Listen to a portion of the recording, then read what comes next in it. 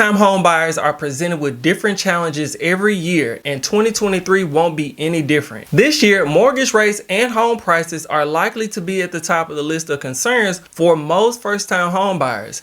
The good news is that there are still some ways to take advantage of the housing markets if you are planning to jump in. So in this video, we're going to go through the top 10 first-time home buyer tips to help you get your first home in 2023. Hi, my name is Trenten Ward, and if you enjoyed this content, let me know by hitting the like button and consider subscribing to stay up to date with the latest real estate news, tips, and tricks. Okay, so the first tip we're going to discuss is plan to refinance. At the time of recording this video, mortgage rates are around the mid to low 6% range on a typical 30-year fixed mortgage. Throughout 2023, mortgage rates will be somewhat volatile and they could go up or down. The good news is that rates are likely to be lower next year. The Federal Reserve has a goal to have lower interest rates in 2024 and even lower rates in 2025. If this holds true, you should be able to lower your mortgage payments when this happens by doing a refinance. So if your mortgage payment for the house you really want might be a little bit higher, you might want to take this into consideration. Even if mortgage rates change by 1%, a refinance could take off hundreds of dollars from your monthly payments. Okay, so now let's get into the second tip, which is you don't need a perfect credit score. This is a common issue that holds back many people from getting their first home. Now, your credit score does play a part in how much you will pay for a home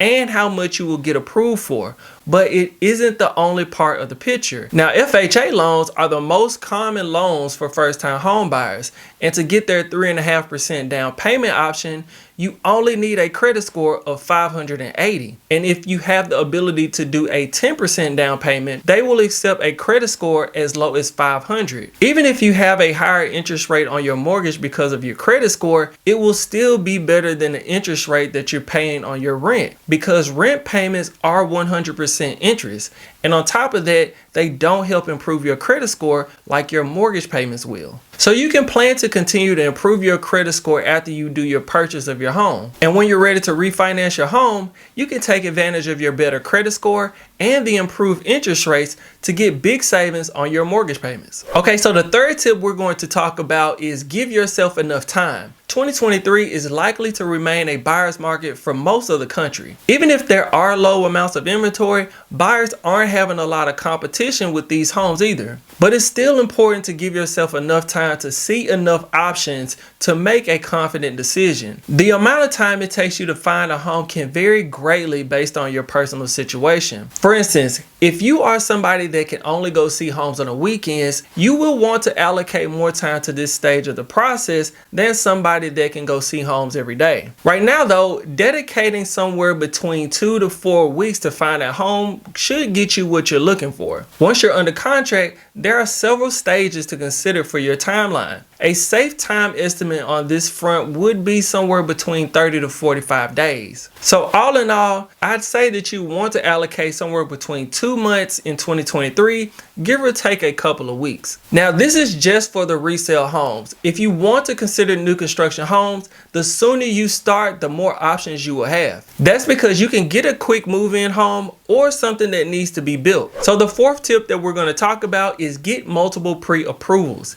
A great way to make sure that you're getting the best deal is to get multiple pre-approval letters from different lenders. Most mortgage brokers will be able to offer you different financing options and fees. This won't affect your credit in a negative way if you do it within a short time frame though. In this quote from Equifax, the period of time may vary depending on credit score and model used, but it's typically from 14 to 45 days. To stay on the safe side, I would try to do them within 2 weeks of each other. Okay, so now let's get into the fifth tip, which will be avoid large purchases. If you have a large purchase coming up, try to hold off as best as you can. For instance, if you're looking to buy a new car, you might want to consider fixing the one that you have before acquiring more debt, because every dollar that you spend on a monthly payment will be a dollar you can't spend on your house. This also goes for if you're under contract. Right before the lender gives you the money so that you can close on your house, they will run your credit again. And if they see any additional debts at that time,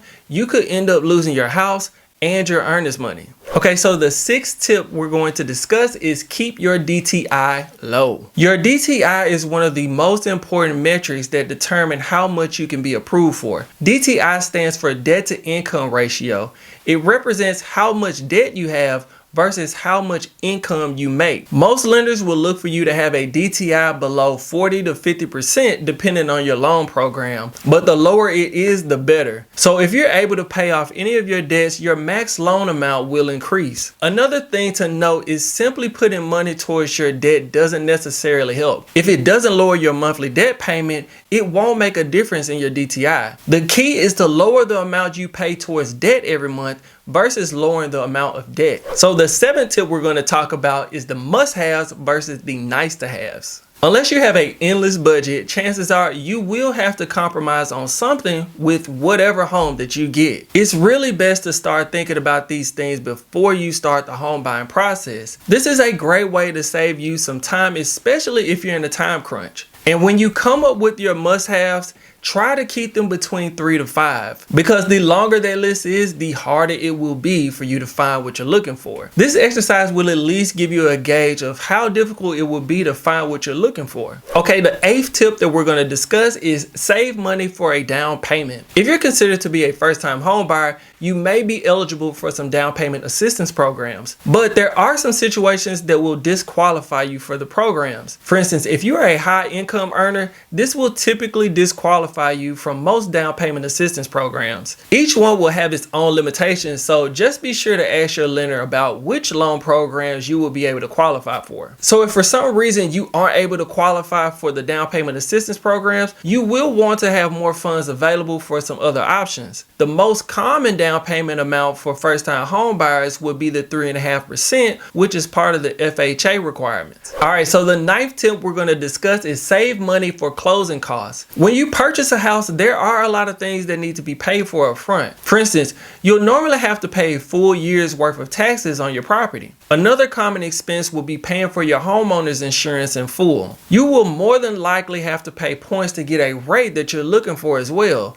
A good rule of thumb would be to save somewhere between 3 to 5% of your loan just for your closing costs. So the last tip that we're going to discuss is work with a realtor. The number one complaint that people have about their realtor is communication. When you start working with a realtor, make sure that he or she is someone that has the time to dedicate to helping you through the process. There are a lot of steps and a lot to learn when it comes to buying your first home. That makes communication and availability extremely important to most first-time home buyers. You also want to make sure that they have experience working with first-time home buyers as well. A lot of realtors have certain specialties, like for instance, some may focus on investors and others may focus on commercial deals. You want somebody that works with first-time home buyers in your area on a regular basis so that they can best serve your needs. Okay, if you've enjoyed the content, let me know by hitting the like button and consider subscribing to stay up to date with the latest real estate news, tips, and tricks. If you have any real estate needs, feel free to reach out to me. My contact information will be in the description below.